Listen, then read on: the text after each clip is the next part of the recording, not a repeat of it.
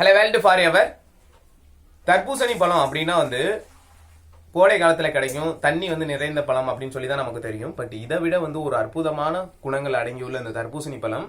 So இது ஒரு இயற்கை வயகரா அப்படின்னு சொல்லக்கூடிய ஒரு பழமாகவும் கருதப்படுது. ஸோ அதை தாண்டி இந்த பழத்தை எவ்வளவு சாப்பிடலாம், யாரெல்லாம் சாப்பிடலாம், யார் சாப்பிடக்கூடாது அப்படின்னு சொல்லி தான் பார்க்க போறோம். Anyway Pandi statement.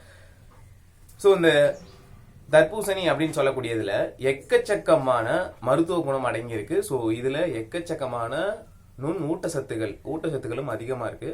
ஸோ நியூட்ரிஷன்ஸ்னா பாத்தீங்கன்னா, அதாவது இதுல மெக்னீசியம், பொட்டாசியம், ஸோ இதெல்லாம் அளவுக்கு அதிகமாவே இருக்கு. ஸோ இது ஏன் இது ஒரு இயற்கை வயகரா அப்படின்னு சொல்றாங்க அப்படின்னு சொல்லி அதை பின்னாடி பார்ப்போம். ஸோ அதுக்கு முன்னாடி இதோட கிளைசமிக் இண்டெக்ஸ் லெவல் பார்த்தீங்கன்னா 72 இருக்கும். ஸோ இது சர்க்கரை வியாதி உள்ளவங்க பார்த்தீங்கன்னா இதை எடுத்துக்கலாம், பட் அதிகமாக எடுத்துக்க கூடாது. இப்போ ஜூஸ் வடிவில் எடுத்துக்கிட்டா அதோட கிளைசமிக் இண்டெக்ஸ் அதிகமாக கிடைக்கும். ஸோ அதை பழமா ஒரு கால் பகுதி சாப்பிடும்போது அந்த அளவுக்கு பிரச்சனை வராது அப்படின்னு சொல்லப்படுது. ஸோ ரெண்டாவது பார்த்தீங்கன்னா இந்த கிட்னி ப்ராப்ளம் உள்ளவங்க, ஸோ அவங்களுமே அளவுக்கு அதிகமாக எடுத்துக்க கூடாது. பிரெக்னன்ட் லேடிஸ் அவங்களுமே அளவுக்கு அதிகமாக எடுத்துக்க கூடாது இந்த தர்பூசணி பழத்தை. ஸோ லிமிட்டா சாப்பிடலாம். ஸோ அது போல பாத்தீங்கன்னா இது எதனால இயற்கை வயகரா அப்படின்னு சொல்றாங்க அப்படின்னு பாத்தீங்கன்னா, இது ரத்த ஓட்டத்தை, அதாவது இதயத்திலிருந்து போகக்கூடிய அந்த ரத்த ஓட்டத்தை சமநிலைப்படுத்தி, அதாவது உயர் ரத்த அழுத்தத்துல இருந்து குறைவான ரத்த அழுத்தம் இல்லாம நார்மலா அதாவது பிளட் சர்க்குலேஷன் லெவல நார்மல் பண்ணக்கூடிய ஒரு பழம்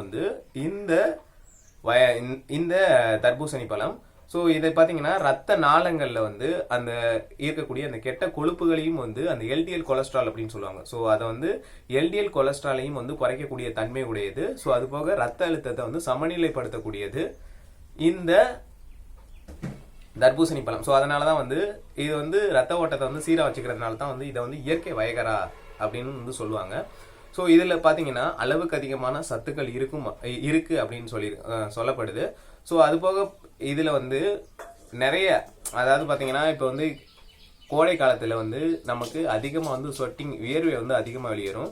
ஸோ அது ஹீட் அதிகமா ஜென்ரேட் ஆகிறதுனால நம்மளுடைய பாடி ஈக்குவலா நம்மளுடைய ஹோமோஸ்டேட்டிக் லெவலை ஈக்குவல் பண்றதுக்காண்டி, ஸோ ஒருவேளை நம்ம உடம்புல அந்த தண்ணி சத்து கம்மியாகும் போது இந்த பழத்தை எடுத்துக்கொள்ளும் போது ரத்தத்து மூலியமாக நமக்கு கரெக்டான அந்த ஃபில்ட்ரேஷனும் லெவலும் கரெக்டா இருக்கும். ஸோ அது போக பாத்தீங்கன்னா நம்ம கிட்னி ஃபால்ட் ஆகாம பாத்துக்கிறதுக்கு இந்த தர்பூசணி பழம் உதவும். ஏன்னா தண்ணி நம்ம உடம்புல இல்லை அப்படின்னு பாத்தீங்கன்னா, ஸோ தண்ணி சத்து கம்மியா இருந்துச்சுன்னா, ஸோ இந்த பழத்தை எடுத்துக்கொள்ளும் போது கிட்னி ஃபெயிலியர் ஆகிறத கம்மி பண்றதுக்கு இந்த தர்பூசணி பழம் உதவி புரியும். ஸோ அது போல பாத்தீங்கன்னா இதயம், மூளை, கல்லீரல், மண்ணீரல், ஸோ இது இருக்க உள்ளுறுப்புகள் அனைத்துக்குமே இன்டர்னல் ஆர்கன், நம்ம பாடிக்குள்ள உள்ள இன்டர்னல் ஆர்கன் எல்லாத்துக்குமே உறுதுணையா சப்போர்ட்டிவா இருக்கக்கூடிய ஒரு பழம் இந்த தர்பூசணி பழம்.